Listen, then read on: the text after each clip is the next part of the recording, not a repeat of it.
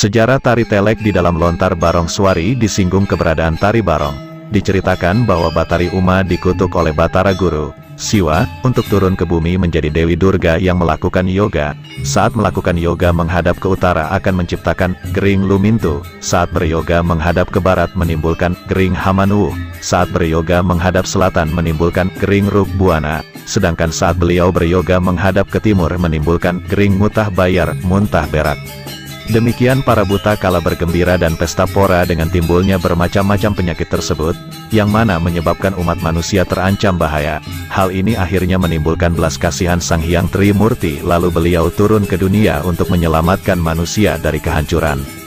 Batara Brahma turun ke dunia dengan berwujud topeng bang, Batara Wisnu dengan berwujud telek, Batara Iswara dengan berwujud barong.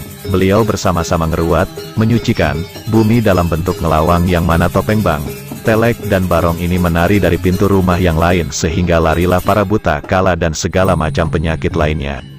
Perkembangan tari telek merupakan kesenian tradisional yang diperkirakan mulai berkembang sekitar tahun 1935 sampai sekarang. Tari ini dijadikan sebagai pelengkap upacara keagamaan di pura-pura lingkungan masyarakat Jumpai. Tari telek ini pun mempunyai hubungan yang sangat erat dengan keberadaan barongket dalam pementasannya. Keberadaan topeng telek di desa Jumpai ini menjadi sebuah warisan turun-temurun dari para masyarakat sebelumnya di desa Jumpai. Tari ini dipentaskan setiap 15 hari sekali, yaitu setiap Kajeng Kliwon dan Piodalan di pura-pura yang ada di desa Jumpai. Ketika tari ini tidak ditarikan di waktu-waktu tersebut dipercaya akan terjadi malapetaka seperti adanya wabah penyakit bahkan dapat menyebabkan kematian. Akibat hal itu masyarakat desa Jumpai menyepakati bahwa tarian tersebut harus terus ditarikan di waktu-waktu tersebut. Semenjak kesepakatan tersebut dibuat angka kematian menjadi berkurang. Perkembangan selanjutnya, tarian ini tidak hanya dipentaskan di lingkungan desa Jumpai, melainkan juga dipentaskan di tempat lain asalkan tempat tersebut memungkinkan. Jika tari telek dipentaskan bersama dengan barongket, maka harus memakai kalangan, panggung, karena barong tersebut dikeramatkan oleh masyarakat Jumpai.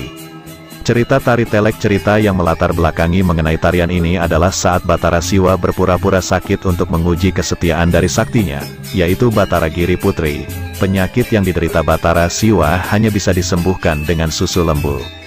Maka diutuslah Batari Giri Putri turun ke bumi untuk mencari susu lembu. Lalu bertemulah Batara Giri Putri dengan pengembala lembu. Si pengembala akan memberikan susu lembu tersebut dengan syarat Batara Giri Putri harus mau menerima cinta dari si pengembala. Dengan berat hati Batara Giri Putri menerima syarat tersebut agar ia mendapat susu lembu untuk obat Batara Siwa. Setelah air susu lembu didapat lalu dihaturkan kepada Batara Siwa.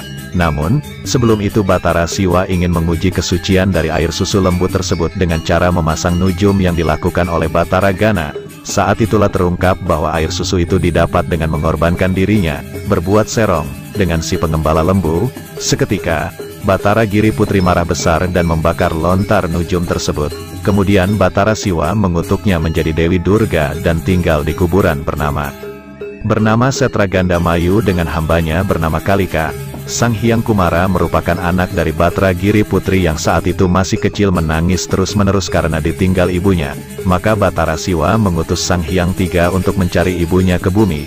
Pertama, turunlah Sang Hyang Iswara dengan berubah wujud menjadi telek yang menyebar ke 4 penjuru. Kedua, turunlah Sang Hyang Brahma yang berubah wujud menjadi jauh penamprat. Ketiga, turunlah Sang Wisnu yang berubah wujud menjadi Banaspati Raja Barong. Singkat cerita, karena berdekatan dengan Setra Gandamayu maka beliau melihat keberadaan Kalika yang sedang bersemedi.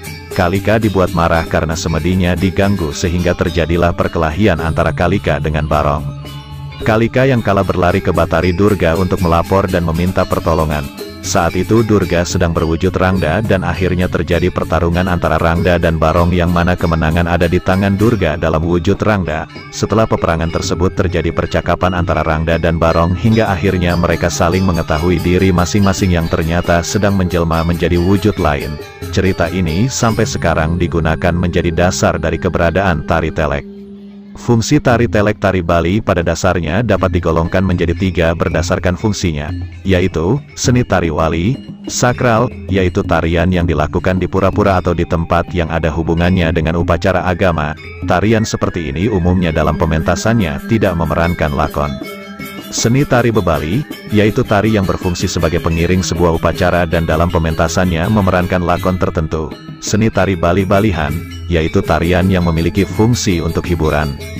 Dari uraian di atas, maka tari telek memiliki fungsi sebagai seni tari bebali karena tarian ini dipentaskan pada waktu upacara piodalan atau upacara-upacara agama di pura. Pertunjukan tari telek setiap upacara di pura tidak harus dipentaskan karena tarian ini hanya sebagai pengiring upacara di pura.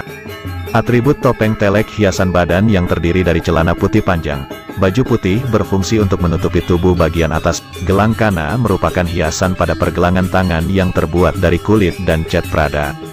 Badong merupakan hiasan pada leher yang berbentuk bundar, awiran merupakan hiasan yang berjuntai-juntai dan berwarna-warni yang digantungkan pada badan, lamak merupakan hiasan depan yang terbuat dari kain yang dihias manik-manik berwarna-warni, sabuk prada merupakan hiasan pada pinggang, serta stewel merupakan kain yang berguna untuk membalut celana di bagian bawah lutut sampai ujung kaki.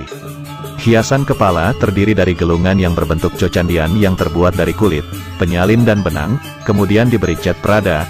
Gelungan ini jika dipakai terdapat benang putih yang melingkar sampai ke bahu yang berfungsi untuk menjaga agar gelungan tidak jatuh, serta menutupi agar karet talinya tidak terlihat kotor. Sisi kiri gelungan terdapat hiasan benang yang disebut dengan onser. Atribut yang dibawa berupa kipas yang terbuat dari kain prada beruas-ruas dengan bahan bambu. Atribut ini berfungsi sebagai properti atau perlengkapan busana. Selain itu, terdapat juga atribut tapel yang merupakan alat penutup wajah. Tapel telek di desa Jumpai dibuat dari kayu dan dicat putih serta berbentuk tapel putri halus dengan warna putih untuk mewujudkan